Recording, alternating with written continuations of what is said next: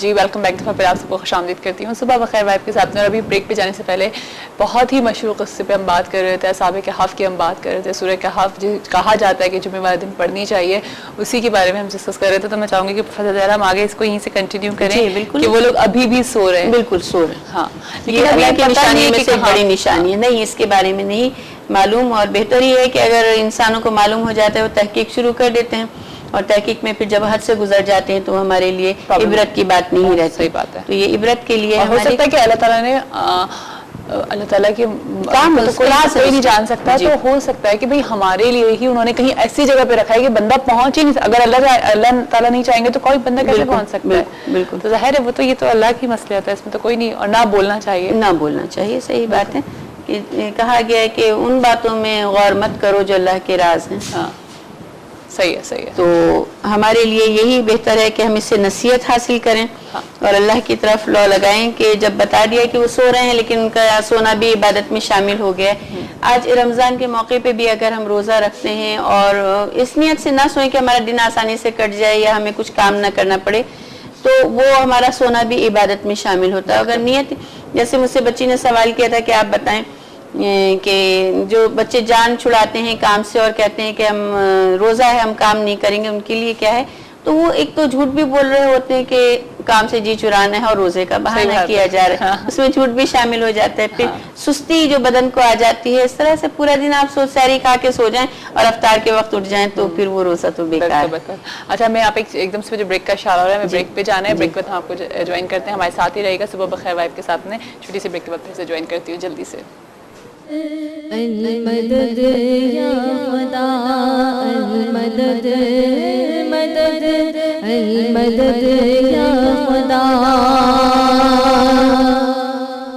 یہ بھی مانا کہ میں تو گناہگار ہوں, یہ بھی مانا کہ میں تو خطا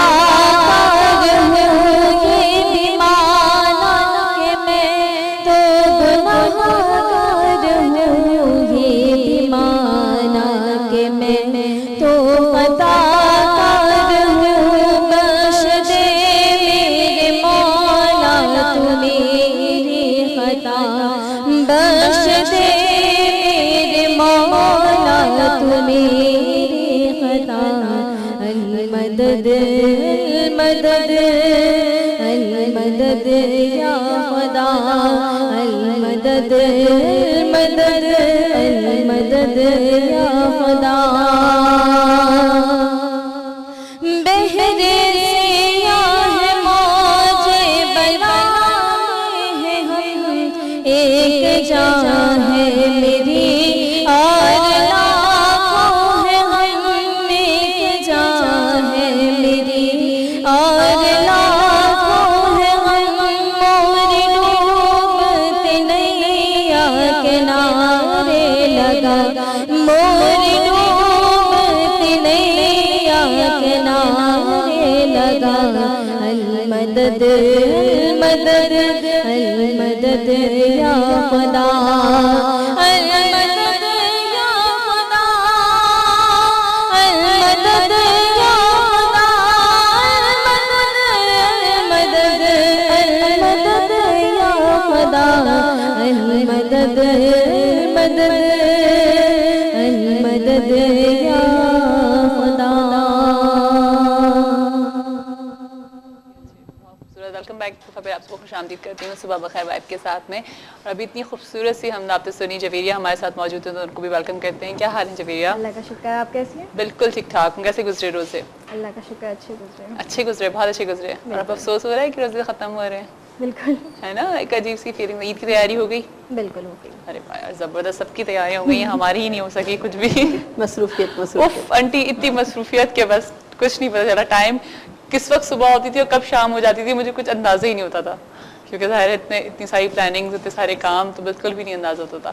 اچھا, اب ہم جب یہ تھوڑا سا اصحاب کہف کے اوپر بات کر رہے تھے, تو تھوڑا سا میں ان کو اسی کو ڈسکس کروں گی. اصحاب کہف کا بتایا ہے کہ جب ہمیں معلوم ہو گیا کہ وہ سو رہے ہیں, قرآن پاک میں واقعہ درج کر دیا گیا, تو ہمیں یہ سوچنا چاہیے کہ جو اللہ کی رضا کے لیے کام کیے جاتے ہیں, اللہ تعالی ہمارا حامی و ناصر ہو جایا کرتا ہے. اچھا آنٹی، میں نے اپنے انٹرو میں بھی ایک بات کہی تھی کہ اب ہمیں کس طرح سے جو ہم نے پورے مہینے پریکٹس کری ہے، جس طرح سے جن چیزوں پہ ہم نے کنٹرول کیا، ٹھیک ہے، اب اس کو کس طرح سے باقی کنٹینیو کریں، لائک پورے سال، پورے 11 مہینے اب ہمارے سامنے. مجھے تو لگ رہا ہے کہ ایک اتنا خوبصورت مہینہ ہمیں دیا گیا اور اب آگے 11 مہینے، تو کس طرح سے ہم یہی جو مہینے میں ہم نے سیکھا ہے وہ ہم سارے 11 مہینے میں اپلائی کر سکتے ہیں؟ دیکھیں، روزہ تو صبر اور برداشت کا نام ہے.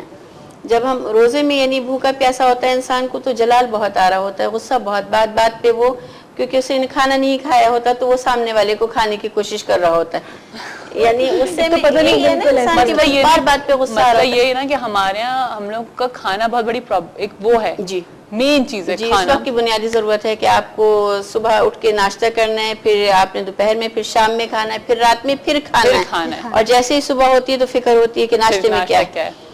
تو جب ہم روزے میں برداشت کی عادت ڈال لیتے ہیں، یعنی ہم بھوکے رہتے ہوئے اپنے نفس کو قابو میں رکھتے ہیں، ہم غصے پر برداشت کر لیتے ہیں، تو پھر ہم کیا بھرے ہوئے پیٹ برداشت نہیں کر سکتے. بالکل آئی بات سمجھ میں. یہ ہے روزے کی کہ آپ نے جب بھوکے تھے آپ نے برداشت کر لیا، آپ کے سامنے کھانا رکھا تھا آپ نے برداشت کیا، نفس کو مارا مجھے نہیں کھانا کیونکہ میرا رب دیکھ رہا ہے، مجھے منع کر رہا ہے. چاہے تو ہم چھپ کے کھا پی لیں کہ دنیا میں ہم منہ صاف کر کے آ جائیں جی میں روزہ، اور ایسا کیا جاتا ہے.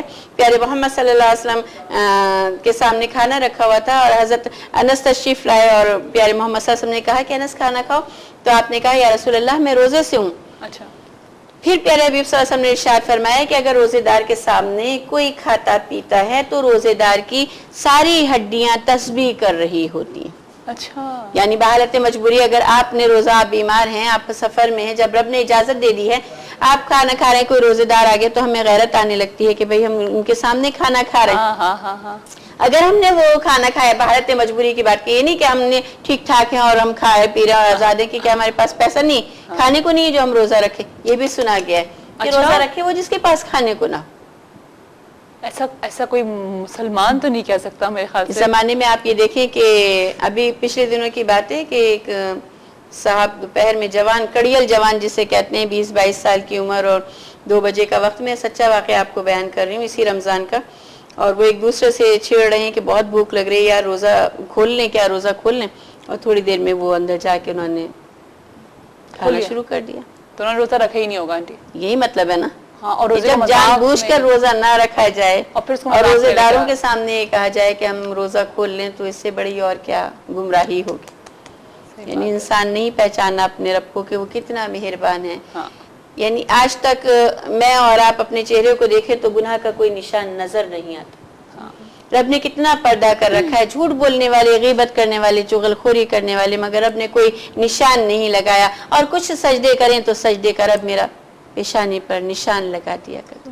سبحان اللہ. واقعی نیکیوں کا وہ چرچا کرتا ہے، آپ سچ بولنے لگے، آپ کے پڑوسی بھی پہچان لیں گے بھئی یہ سچ بولنے والا ہے. آپ نمازیں 5 وقتہ پڑھیں، محلے میں آپ کی شہرت ہو جائے گی کہ یہ نمازی.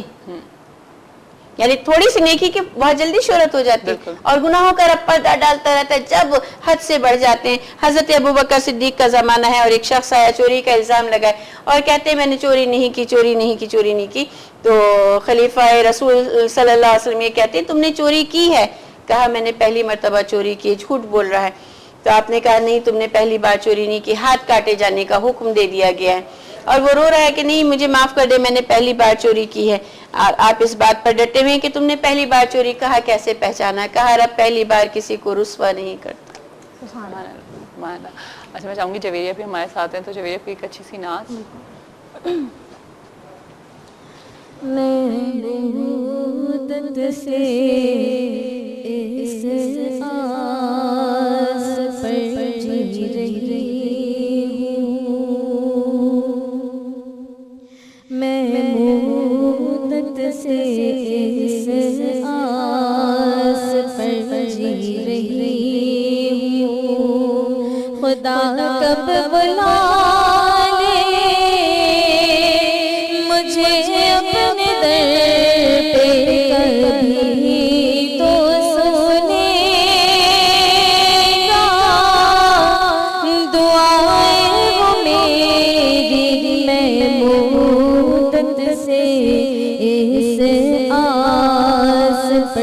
جی رہی ہوں، میرے سامنے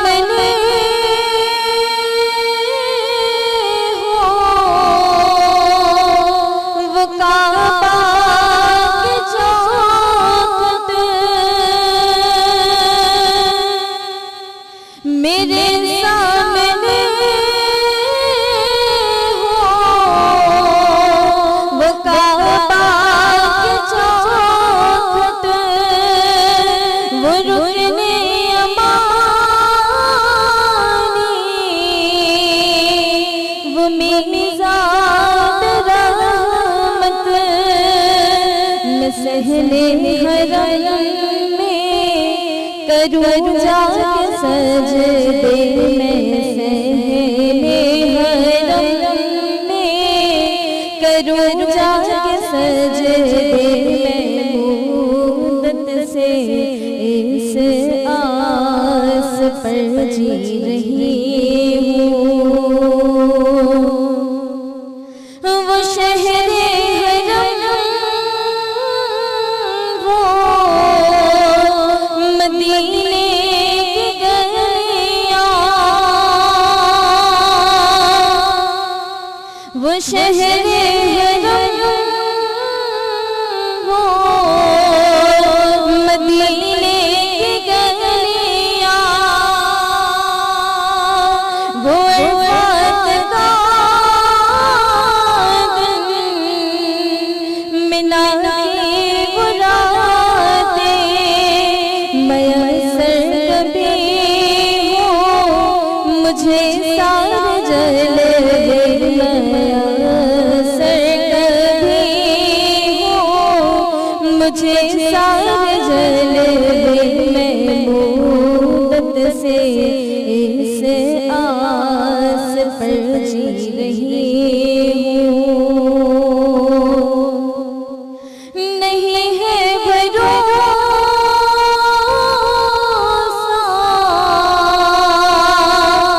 کوئی زندگی کا، نہیں ہے بھروسہ کوئی زندگی کا، اسی کو خبر ہے، وہ سب جانتا ہے، بلا لے گا مجھ کو وہ مرنے سے پہلے، بلا لے گا مجھ کو وہ مرنے سے پہلے، میں مدت سے اس آس پر جی رہی ہوں، کبھی تو سنے